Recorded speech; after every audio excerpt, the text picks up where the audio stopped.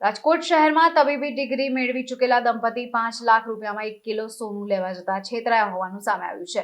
તેમજ સમાજના બદનામીના ડરે અને છેતરાયાનો અહેસાસ થતા મહિલા તબીબે આત્મહત્યા પણ કરી લીધી હોવાનું ચર્ચા ચાલી રહી છે.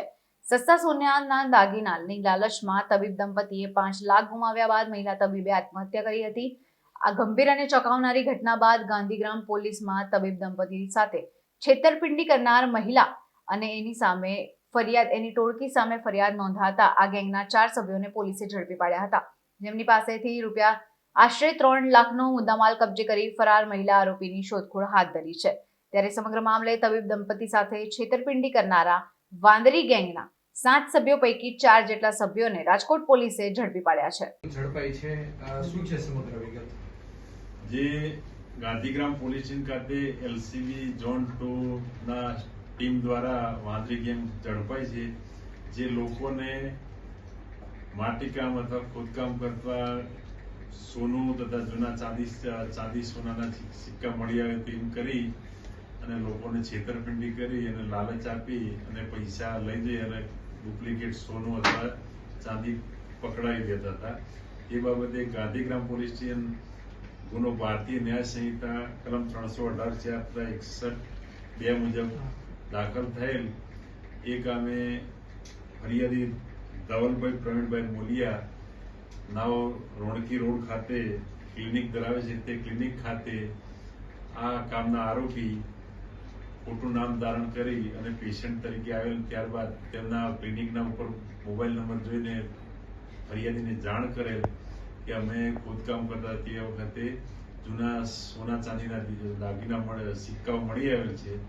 જે બાબતે તેમને છેતરી અને 5 લાખ રૂપિયા ચોટીલા ખાતેથી લઈ અને ડુપ્લિકેટ સોનું પકડાવ્યું છે.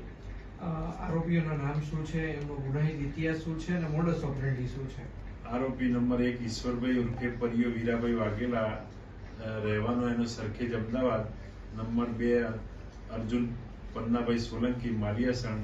મોહનભાઈ ઉર્ફે મનિયો ભગવાનભાઈ પરમાર માલિયાસણ. હીરાભાઈ રામાભાઈ રાઠોડ માલિયાસણ. આ હાલમાં 4 આરોપી પકડાય છે તથા 3 મહિલા આરોપી પકડવાના બાકી છે. અને આરોપીઓએ અગાઉ ચોટીલા ખાતે પેડક રોડ, પારેવડી ચોક અને તેમજ ભક્તિનગર સ્ટેશન બાજુમાં આવા ગુના આચરેલ છે. જેમાં અગાઉ પણ આ લોકો ગુનામાં પકડાયેલ છે. બી ડિવિઝન પોલીસ સ્ટેશન તેમજ સરખેજ પોલીસ સ્ટેશનમાં પણ આ બાબતે અગાઉ પકડાયેલ છે. કેટલા વર્ષથી આ ટોળકી છે તે સક્રિય હતી અને મોડસ ઓપરેન્ડી ખાસ કરીને શું રહી છે અત્યાર સુધીમાં? એમની મોડસ ઓપરેન્ડી કોઈ પણ વ્યક્તિની પાસે જઈ અને લાલચ આપે કે અમને ખોદકામ કરતા દરમિયાન અમને જૂના સોના ચાંદીના દાગીના સિક્કા મળી આવેલ છે. જે બાબતે ઓછી કિંમતમાં આપવા તૈયાર થઈ અને પબ્લિકને કે ટૂંકમાં જે પણ વ્યક્તિને છેતરી એને પૈસા પડાય. વાંદરી ગેંગ એવું કેમ કે છે, એનો શું અર્થ? નામ એનું વાંદરી ગેંગ આપ્યું છે. અલગ અલગ ગેંગ, ચીખલીકર ગેંગ. ખાસ કરીને જ્યારે ભોગ બન્યા ત્યારે આ ધવલના પત્ની પણ ત્યાં હાજર હતા.